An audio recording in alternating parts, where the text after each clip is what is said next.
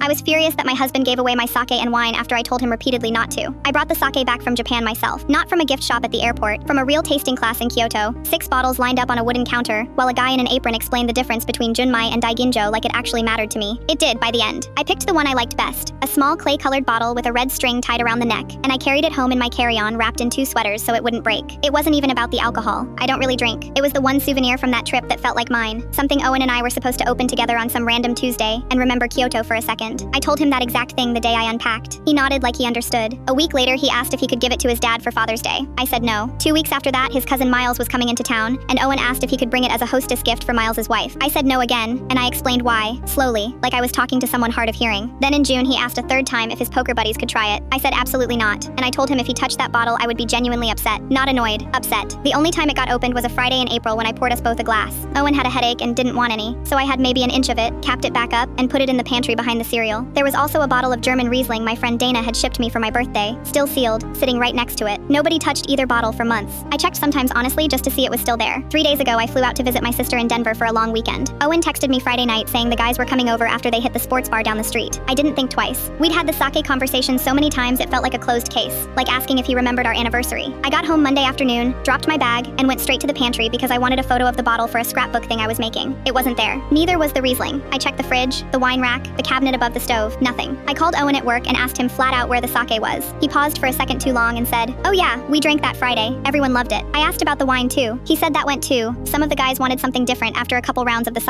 I didn't say anything for a few seconds because I genuinely couldn't process it. Then I asked him how. After I had told him no 4 separate times, he still gave both bottles away. He said, "Honestly, I forgot you said that. I don't really hold on to stuff that isn't important to me." That's when I found the text. His dad had messaged him thanking him for the sake he brought over the weekend before, saying it was the best thing he'd tasted in years, and asking where he could buy a bottle himself. Owen had replied, "Picked it up special for you. Glad you liked it." Not a word about Kyoto, the class, me, any of it. He'd let his own father believe he'd sourced it himself. I showed him the screenshot when he got home. He looked at it for a second and shrugged and said, "I mean, I did give it to him. Does it matter who picked it out originally?" I told him it mattered a lot actually, that he'd taken something I made meaningful and rewritten it as his own thoughtful gesture, while erasing me out of the story completely. He got defensive fast, said I was being dramatic over a bottle of rice wine, said I needed to let small stuff go before it wrecked us, and actually suggested I talk to somebody about why I fixate on things. I reminded him I'd bought him a bottle of good whiskey specifically for his friends the week I got back. No argument, no hoarding, because I understood the difference between something meant to be shared and something that wasn't. He didn't have an answer for that. He just said we were done talking about it and walked into the other room. I went to the pantry, took the empty spot where the bottle used to sit, and started photographing it instead, empty shelf and all, for the scrapbook. Then I texted his dad myself, told him the sake was from a tasting class I did in Kyoto, that I'd picked it out for me and Owen, and that Owen had never actually bought it. His dad wrote back one line, "Owen doesn't know I'm asking this, but does he do this a lot?" I typed back, "More than you'd think," and hit send before I could talk myself out of it.